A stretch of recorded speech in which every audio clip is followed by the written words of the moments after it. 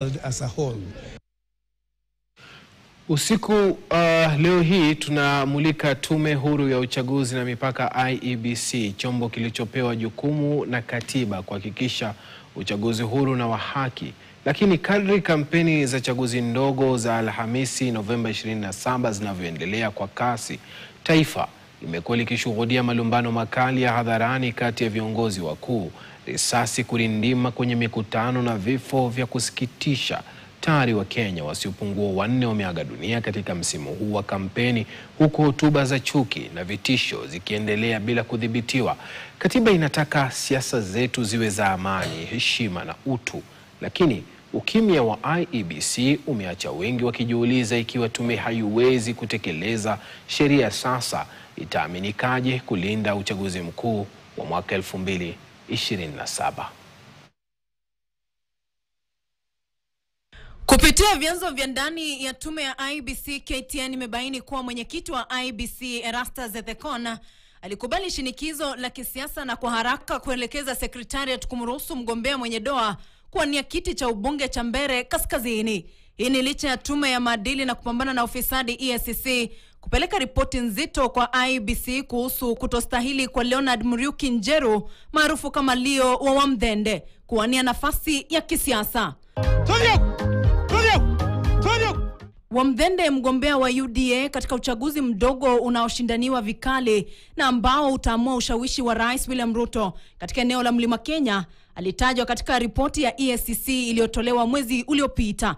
Chombo hicho cha uangalizi kilipendekeza ashtakiwe kwa ufisadi mkubwa unaohusiana na kashfa ya zaidi ya milioni 643 ya mradi wa kiwanda cha oksijeni katika hospitali ya kitaifa ya Kenyatta. Wacha nione mboni haina moko maraba kuga wa mudhendo. Lakini hiyo si mara ya kwanza IEBC kuzua wasiwasi. Tume tayari iko chini ya uchunguzi kwa ukimya wake kuhusu vurugu na unyanyasaji katika kampeni za uchaguzi mdogo wa Novemba tarehe 27. Kampeni zimegeuka kuwa uwanja wa maneno makali, vurugu na utovu wa nidhamu. Tayari watu wasiopungua 4 wamefariki katika kipindi hiki cha kampeni. Dalili za kwanza za mgawanyiko zilijitokeza pale aliyekuwa naibu rais Rigathi Gachagua na naibu rais Kithure Kindiki walipoanza kubadilishana maneno makali kwenye mkutano wa hadhara. Wewe mzee, wewe nitakuvua nguo, wewe nitakuweka aibu. Alikuwa ametuma ile mtu yake anaitwa Soprano. Alikuwa hapa. Hauna hata heshima. Yaani unatusi profesa mzima. Mtu ako na heshima zake alafu unakuwa ngengengengengenge. Badala ya kutuliza taifa, IEBC imeangalia tu, huku viongozi hawa wakuu wakitupiana cheche hadharani mbele ya wapiga kura. My brother, tuheshimiane. Na nimekuonya siku mingi, uwezani na mimi. Mimi nimepigana vita mingi sana, wewe ni mtu mdogo. Lakini mimi nikaambia wa Mbeere mkule hiyo pesa, kwa sababu mkikosa kukula, Ruto tayari ameiba hiyo pesa, atapeleka kwao. Nyolewe isinyolewe. Watu ya Karabale mlinyoka Kasongo. Wewe Goliathi ni one time MP. Na uachane na mimi. Cha aibu zaidi ni ukimya wa tume, huku mawaziri wakifanya kampeni kinyume na masharti ya katiba. Wewe Gachagua, wewe Muturi, wewe Kivuti, muache kuuliza gavana wa Embu anafanya nini Mbeere North. Halafu kuna eneo bunge la Kasipul ambako vurugu ziligharimu maisha ya watu 3. Hatimaye tume iliwaadhibu wagombea Philip Aroko na Boyd Were kwa faini ya shilingi milioni 1 kila mmoja na kuwalazimu kusaini mkataba wa amani. Lakini IEBC ilikuwa wapi kabla ya haya yote? Wachambuzi sasa wanaonya kuwa uchaguzi huu mdogo si shindano la kawaida tu, ni kipimo cha uchaguzi mkuu wa mwaka 2027.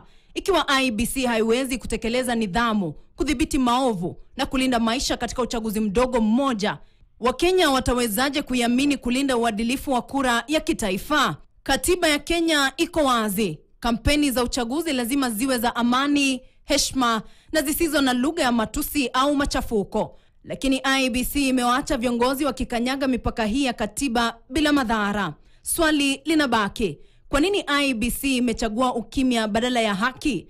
Kwa nini imewaacha viongozi wakitukana, kutisha kwa jina la kampeni licha ya marufuku ya wazi ya katiba? Na ukimya wake si chochote ila usaliti wa sheria walioapa kuilinda. Vera Moraa, KTN.